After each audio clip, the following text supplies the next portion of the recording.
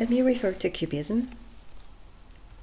Cubism emerged in the visual arts at the beginning of the 20th century. It's an abstract style of painting, first developed by Pablo Picasso and Georges Braque.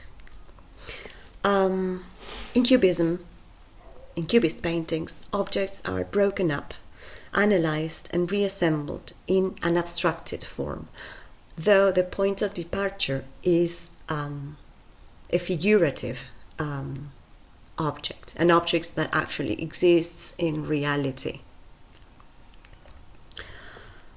In a Cubist painting, a multitude of viewpoints are used simultaneously to represent the concept.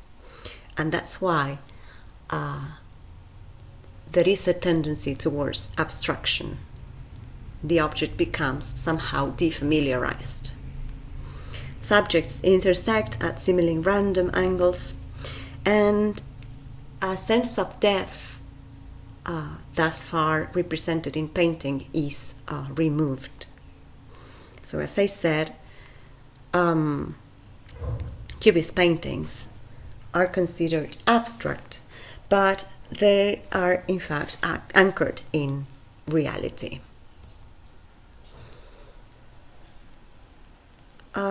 They use the technique of collage, and they cut out paper and other materials, and that was pasted on the canvas. So it was experimental in terms of technique as well. Cubism challenges traditional forms of representation. Cubists were actually interested in representing reality in a better way, and the traditional forms of painting seemed insufficient to them. The realist mode was not enough to represent reality as it presents itself to the mind.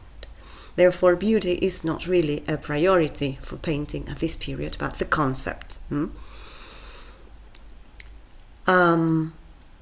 Cubist painting challenges traditional perspective in painting. As I said before, a sense of depth is lost, or at least altered. We have here two examples of. In the first example, I want you to focus on the multitude of viewpoints presented simultaneously. Take a look at the woman on the left. We have we can see her profile, yet her eye is looks as if it were seen from the front. Okay, the same with the woman on the right. Her back is turned towards us. Yes, we can see her face. In the second example here, we have a violin. It is abstract, but still you can make out the violin. The concept as it presents to the mind is there. We can see the curves, we can see the color, we can see some of the distinctive characteristics of the violin. That painting is by Georges Braque, and this one is by Pablo Picasso. They were working together. And so they represented reality in this way, in which objects are dissected and the parts are then reassembled in a different way. In this case, we have the shape and the material of the violin, which is what we think of when we think of concepts, right? We think of the most distinctive characteristics of the object. Now, Cubism in literature takes some of the tenets of Cubist painting. The poet Guillaume Apollinaire published in 1918 a book of poems, a collection of poetry called Calligrams. In a calligram, there is a correspondence between the figurative form of the printed poem and the poem itself.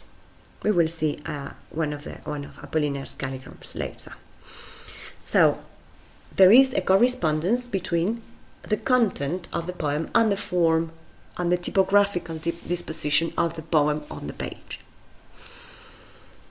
Again, in literature, aspects of reality are broken up, analyzed, and reassembled. There is a dissection of a concept.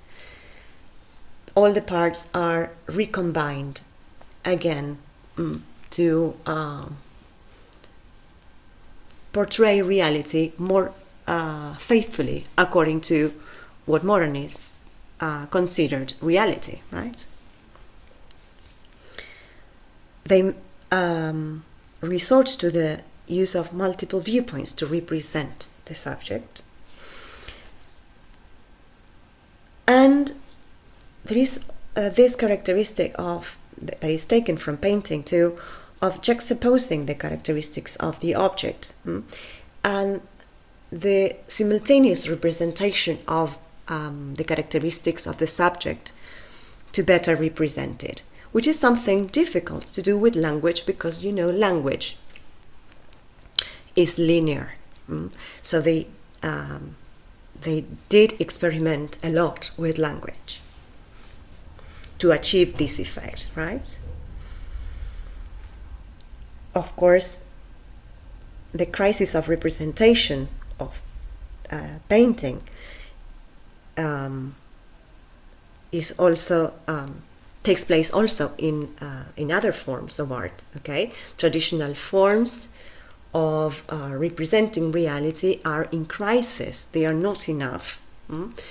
They are not appropriate, and thus we have new experiments to account for how we perceive reality.